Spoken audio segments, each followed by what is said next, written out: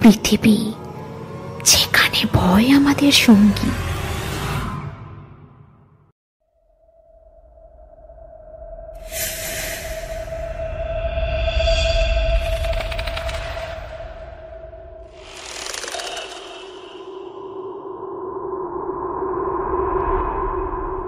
অন্ধকার রাত, কুয়াশায় ঢাকা রাস্তা, আর কানের ভিতর শোনা যায় অজানা কিছু নিঃশ্বাস। ভৌতিক পৃথিবীতে সকলকে স্বাগতম। এখানে আপনি পাবেন ভৌতিক গল্প, অজানা রহস্য আর অদ্ভুত ঘটনার এক ভিন্ন জগৎ। প্রতিটি গল্প আপনাকে নিয়ে যাবে এক অন্য ভয়ের জগতে, যেখানে বাস্তব আর কল্পনার সীমারেখা মিলেমিশে যায়। তাহলে আলো নিভিয়ে বসুন আর ডুবে যান ভৌতিক পৃথিবীর রহস্যের জগতে।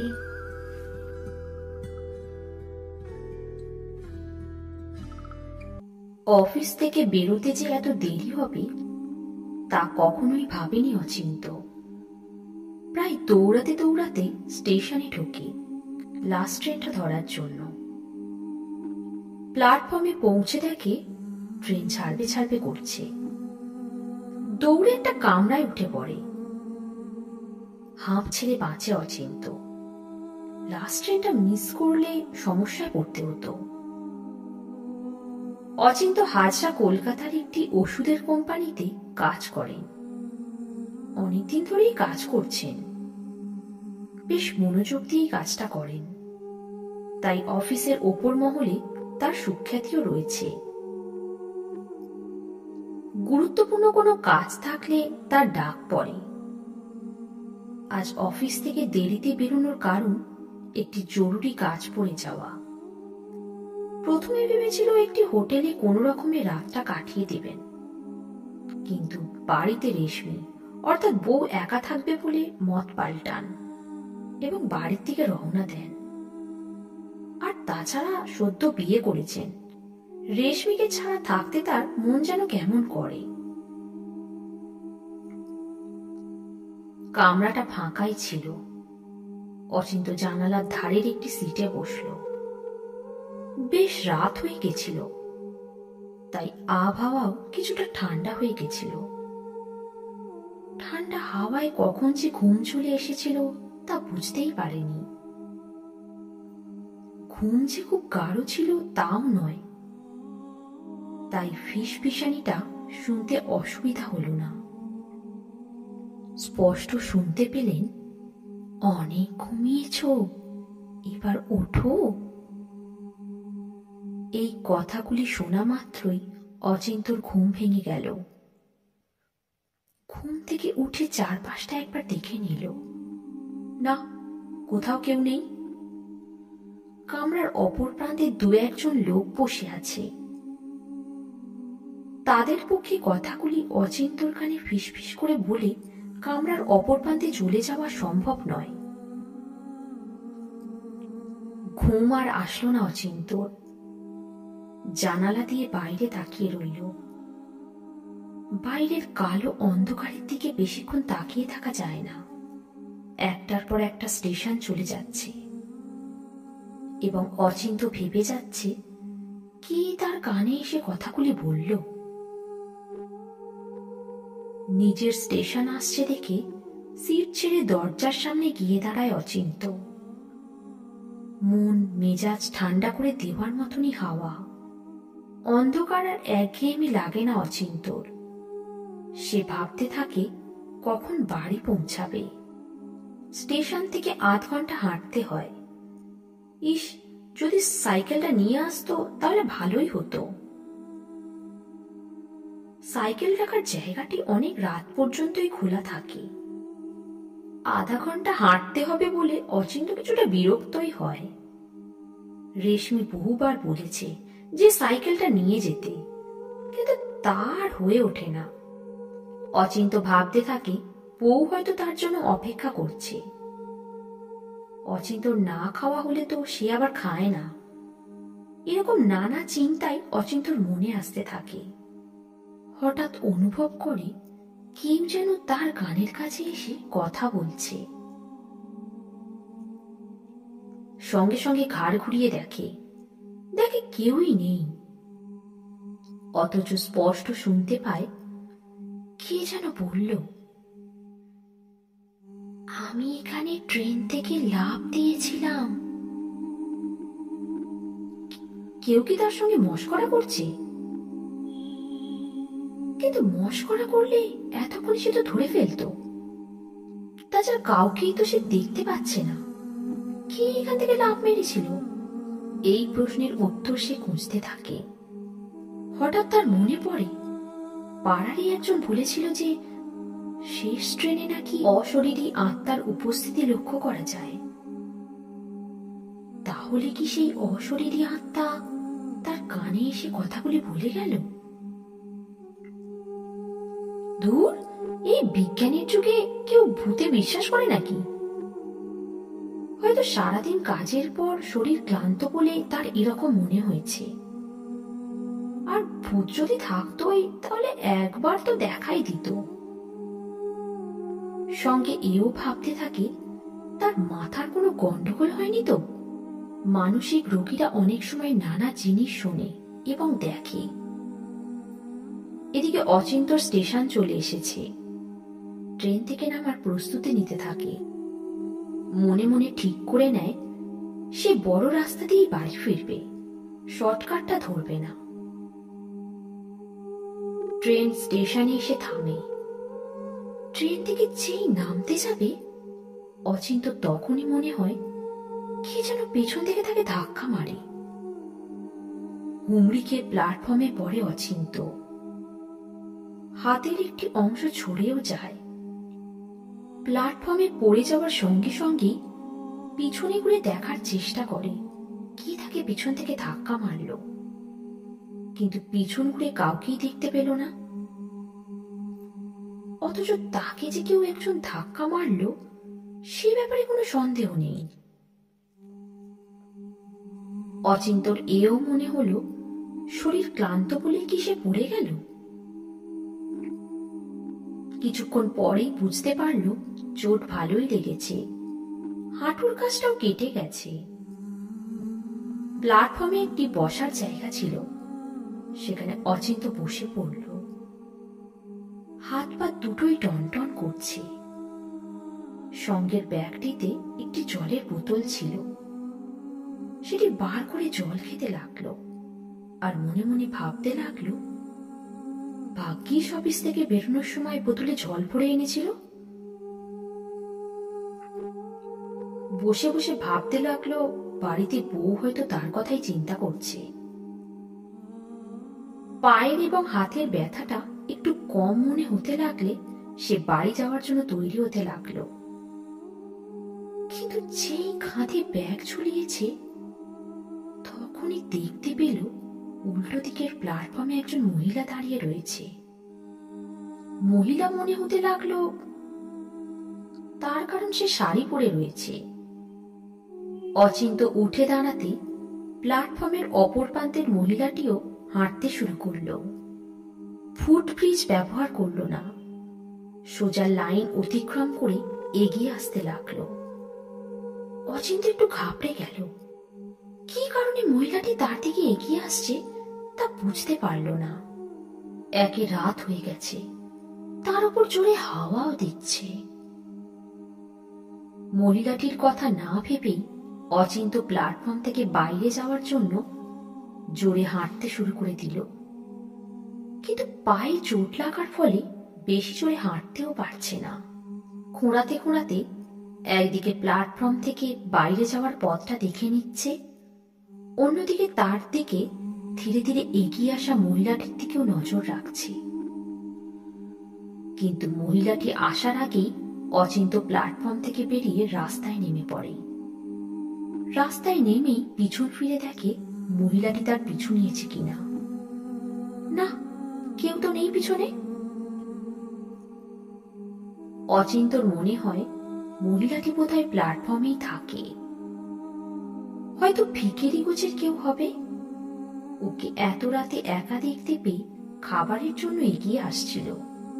ভাগ্যিস কথা হয়নি, কারণ অচিন্তর কাছে খেতে দেওয়ার মতন কিছুই নেই। খাবারের কথা মনে পড়তেই অচিন্ত বুঝতে পারল যে তারও জোর খিদে পেয়েছে।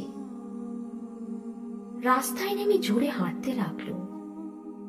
স্টেশনে মহিলাটিকে দেখার পর ঠিক করে নিয়েছে যে সে শর্টকাট ধরবে না, বড় রাস্তা ধরেই বাড়ি ফিরবে। তাছাড়া শর্টকাটের রাস্তাটি বেশিরভাগ সময় অন্ধকার থাকে, তাই বড় রাস্তা দিয়েই যাওয়া উচিত। বড় রাস্তায় ধরল অচিন্ত। রাস্তায় কয়েকটা কুকুর ওকে দেখে ডেকে উঠল। অচিন্ত হুস হুস বলে কুকুরগুলোকে তাড়িয়ে দিল। কুকুরগুলো অচিন্ত তাড়া খেয়ে দূরে গিয়ে ডাকতে শুরু করলো। অচিন্ত আবার হাঁটতে শুরু করলো। বেশ জোরেই হাঁটতে লাগলো।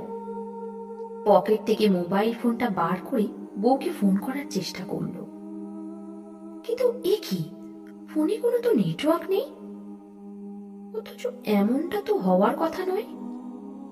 রাতের দিকে তো দিব্যি নেটওয়ার্ক থাকে।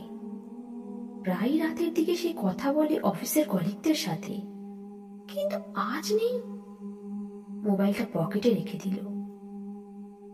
কিছুক্ষণ হাঁটার পর অচিন্ত বুঝতে পারল যে রাস্তা তিনি ধরেছেন তা তাকে কখনোই বাড়িতে পৌঁছে দেবে না। তাহলে কি সে দিক ভুল করল? প্ল্যাটফর্মের মহিলাটিকে পাশ কাটাতে গিয়ে সে কি অন্য রাস্তায় এসে পড়ল?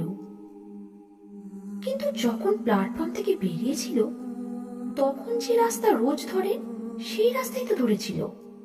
ভুল রাস্তায় সে কিভাবে এসে পড়ল তাও অচিন্ত বুঝেই উঠতে পারছে না। হঠাৎ অচিন্তর মনে হলো কেউ যেন কানের কাছে এসে ফিসফিস করে বলে, এবার কি করবে? কথাটি শুনে অচিন্ত ভয় পেয়ে যায়। তাহলে কি সে শেষ পর্যন্ত কোনো অশরীরীর খপ্পরে পড়ল? চারপাশ ভালো করে দেখতে লাগলো, যদি কিছু চেনা পড়ে, কিন্তু কিছুই চেনা লাগে না। অচিন্তর মনে হয় সে প্রথমবারের জন্য এই জায়গাটা এসেছে। মনে মনে ঠিক করলো যে পথে এসেছে সেই পথেই ফিরে যাবে। স্টেশনের সামনে গিয়ে শুরু করবে, কারণ স্টেশন থেকে বাড়ি ফেরার পথটা তার চেনা। অচিন্ত যে পথে এসেছিল সেই পথেই হাঁটা লাগালো। কিন্তু কিছু দূর পৌঁছে আবার বুঝতে পারলো যে সে পথ হারিয়েছে। কি করবে সে বুঝতে পারে না। খানিকক্ষণ দাঁড়িয়ে থাকার পর তার মনে হতে থাকে কেউ যেন দূর থেকে তাকে ডাকছে এবং বলছে, এই যে এদিকে এসো। আরো দু একবার সেই ডাক শোনার পর বুঝতে পারে যে তার রেশমি তাকে ডাকছে। হ্যাঁ, ওই তো রেশমি। কাছে গিয়ে সামনে থেকে দেখে আরো নিশ্চিত হয়। অচিন্তর ফিরতে দেরি হচ্ছে দেখে রেশমি তাকে খুঁজতে বেরিয়েছে। কিছুক্ষণ হাঁটার পর অচিন্তকে দেখতে পেয়ে যায় এবং ডাকতে থাকে। রেশমিকে দেখতে পেয়ে অচিন্ত হাঁপ ছেড়ে বাঁচে। এতক্ষণ অচিন্ত ভাবছিল কিভাবে বাড়িতে পৌঁছাবে এবং তার মনে হতে থাকে খাওয়ার কথা। খিদে কোনো রকমে চেপে জিজ্ঞেস করে বসে রেশমিকে, এই বাড়িতে কি রান্না হয়েছে আজকে? উত্তরে রেশমি বলে, তোমার প্রিয় চিংড়ি মাছ। চিংড়ি মাছ শুনে আরো জোরে হাঁটা লাগালো অচিন্ত। কি আশ্চর্য, যে রাস্তাটি এতক্ষণ ধরে খুঁজছিল অচিন্ত তা অতি সহজেই পেয়ে গেল। বাড়ি পৌঁছে হাত মুখ ধুয়ে খেতে বসে পড়ল। তৃপ্তি সহকারে চিংড়ির মালাইকারিও শেষ করল। খেয়ে দিয়ে বাইরে আসে ঘুমানোর আগে একটু ঠান্ডা হাওয়ায় মনটাকে জিরিয়ে নিতে। বাইরে কিছুক্ষণ দাঁড়িয়ে দাঁড়িয়ে ভাবতে লাগলো কি কারণে আজ সে রাস্তা ভুল করেছিল। তার জন্ম এখানে, সে কি করে রাস্তা ভুল করতে পারে? বাইরে দাঁড়িয়ে একটা সিগারেট খায়, তারপর ভিতরে যাওয়ার জন্য সে প্রস্তুতি নেয়।